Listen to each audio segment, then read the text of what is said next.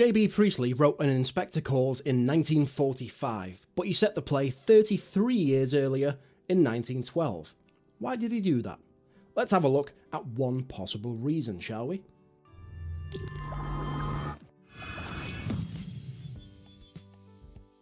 Priestley made extensive use of dramatic irony and hindsight in his setting of the play.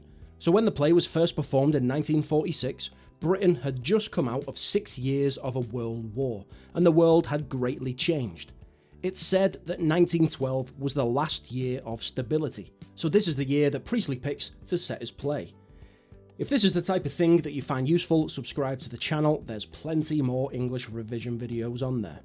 In Act 1, Mr Birling makes a lot of predictions, and Priestley uses a lot of dramatic irony. Dramatic irony is a method used by playwrights and screenwriters where the audience knows something that a character on the stage does not. We'll talk through what Mr Birling's forecasts are in a minute, but basically Mr Birling makes a few predictions about what will happen in the world, speaking as a man in 1912. Now, the 1946 audience knows if these predictions came true or not, and they can judge Mr Birling accordingly. Let's look at what he says. First off, he says he's a hard-headed businessman who has to take risks and know what he's about. He establishes his authority and claims to know his stuff. Let's see how right he turned out to be. He says, unsinkable, absolutely unsinkable. Here he's talking about the Titanic. Now, the Titanic, which you could argue is a metaphor for the class divide, or for the Birling family themselves, did actually sink in 1912. You'll be marrying at a very good time, yes, a very good time. Now, the average engagement of a couple in the early 20th century was between 6 months and 2 years. 2 years after Mr Birling gave this speech, that would be 1914, the opening of World War I, not historically known as a good time to get married and live happily ever after. We're in for a time of steadily increasing prosperity. Well, 2 years later, Britain entered World War I, something that caused the national debt to increase by over 1,000%, something the country only managed to pay off a century later in 2015. Also, in 1929, the Wall Street crash caused the Great Depression, causing the unemployment rate in Britain to rise to 2.75 million. Not quite the prosperous world that Mr Birling predicted. Just because the Kaiser makes a speech or two, or a few German officers have too much to drink and begin talking nonsense, you'll hear some people say that war's inevitable. And to that, I say, fiddlesticks. The Germans don't want war. Not much to say about this one, except there were 2 world wars involving Germany.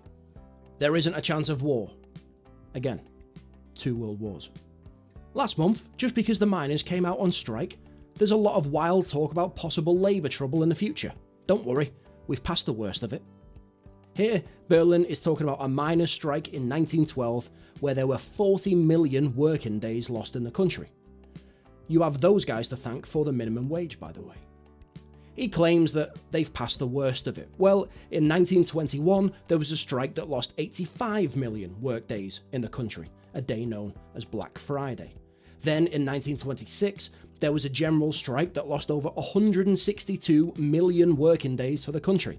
That's over 4 times worse than the strike Mr Birling was talking about, and yet he claimed they'd passed the worst of it.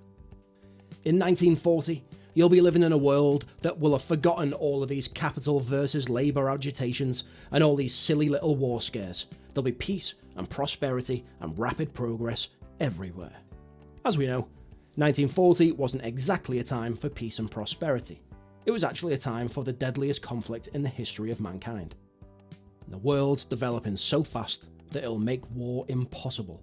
Now, even in the modern day, we can't say that there isn't a chance of war. War has been present in our lives pretty much throughout most of history. Now, with Mr Birling's statements about lower costs and higher prices, it's clear to see that this hard-headed businessman is a capitalist. In fact, he's pretty much the personification of capitalism in this microcosm. So if Priestley writes Mr Birling is making lots of incorrect predictions and makes him look a bit foolish, then it could be said that Priestley is trying to make capitalism look foolish.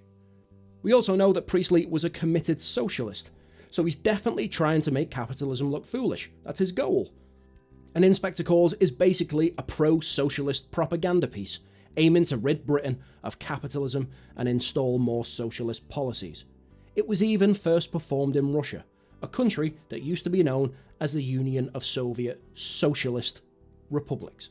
Priestley definitely had an agenda with this play, and he wasn't trying very hard to hide it. So, are there any other notable things that happened between 1912 and 1945? Take your pick. Mr. Birling couldn't predict them all. Compulsory military service and food rationing were introduced for everyone between 1914 and 1918. Everyone was in the same boat and getting the same raw deal, greatly breaking down the class barriers. 1918. Women over 30 and men over 21 were given the right to vote. Having the right to vote means that more people have their say in who governs them. 1919. Exclusion of women from many jobs is made illegal, breaking down some gender barriers. 1928. Women over the age of 21 given the right to vote. 1945. Britain celebrates the end of World War II. 1945. Britain overwhelmingly votes in a more socialist government who begin to introduce more socialist policies, such as free healthcare, the welfare state, childcare services, and the nationalisation of key industries. Now, Priestley wants to highlight this to his audience. By setting the play in 1912, he's essentially providing us with a window into the past and saying, look how far we've come. Look at the class divide. Look at the gender divide. Look at how people treated each other. Look at the self-serving upper classes. Look at how things used to be. Now, in the 1940s, after war has decimated the country, let's not go backwards. Let's go forwards. Let's fix society's problems, and together we can build back better. And if the audience takes on this message, if they feel sorry for Eva Smith, if they resent the older Birlings, if they admire the inspector, they could lean more towards Priestley's own views, that holding one gender back is basically holding society back from progressing, that a class divide divides society and stops forward momentum, that a focus on the self instead of the group causes fire and blood and anguish and can never have a positive outcome.